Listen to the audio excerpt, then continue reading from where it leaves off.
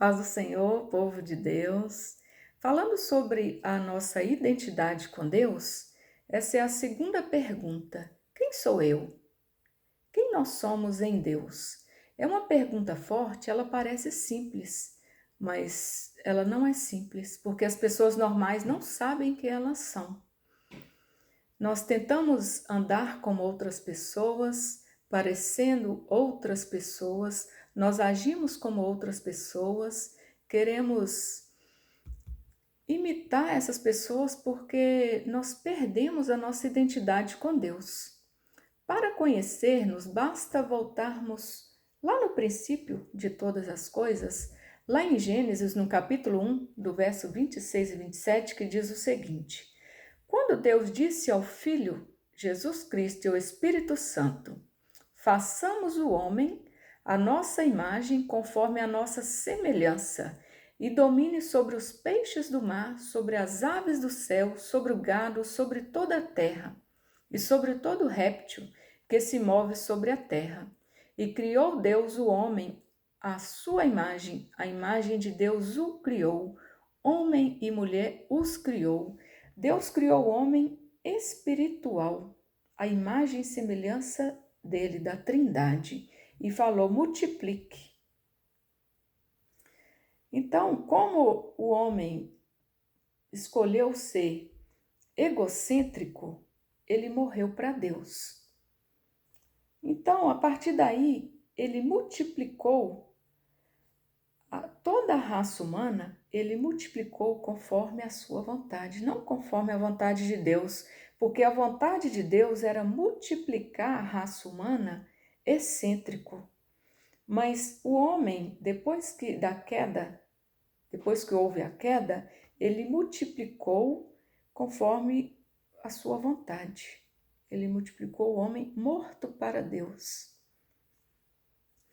Então, primeiro Deus fez o nosso espírito nele, conforme diz em Efésios, no capítulo 1 e verso 4, e nos elegeu nele antes da criação do mundo, e fomos feitos à imagem e semelhança da Trindade, que é o Pai, o Filho e o Espírito Santo.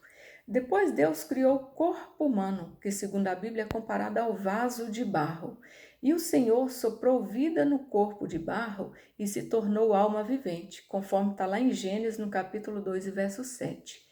Macho e fêmea os uniu, e foi o primeiro projeto mais importante da face da terra.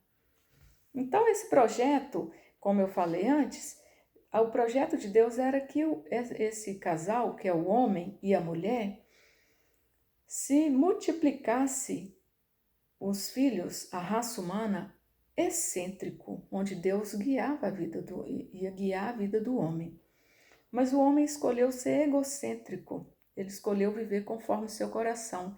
Então, toda a raça humana foi gerada egocêntrica. Então, aí Deus mandou Jesus, o filho dele, para nos redimir, para nos restaurar com ele novamente. Então, nós somos esse vaso de barro, para que a excelência do poder seja de Deus e não de nós. Que está lá em 2 Coríntios, no capítulo 4 e verso 7. Então, nós somos o vaso, nós somos egocêntricos. Quando nós aceitamos Jesus e deixamos Deus comandar a nossa vida, que Jesus veio nos religar a Deus novamente, porque nós estávamos mortos para Deus, e através de Jesus nós podemos viver para Deus novamente. Então, nós somos comparados ao vaso de barro, nós somos o Espírito em vasos de barro. Esse Espírito estava morto para Deus. Jesus veio nos dar vida, e Ele nos deu vida, e nos religou a Deus novamente. Então, quando somos egocêntricos, Deus coloca esse vaso na olaria dele para que nós possamos morrer para o nosso ego e nos tornar excêntrico novamente. Deus guiar a nossa vida.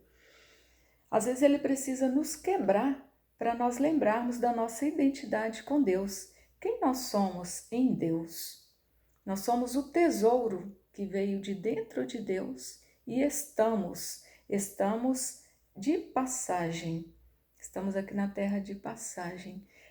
Estamos neste vaso de barro, porque nós seremos transformados quando Jesus vier nos buscar, seremos transformados. Então, o nosso corpo é um estado, estamos, nós não somos, nós somos o Espírito. Então, nós somos o Espírito em vasos de barro. Essa é a nossa identidade com Deus. Essa é a resposta da segunda pergunta. Quem somos? Nós somos o Espírito em vasos de barro. Nós somos o tesouro de Deus. Não perca o próximo capítulo e fiquem na paz.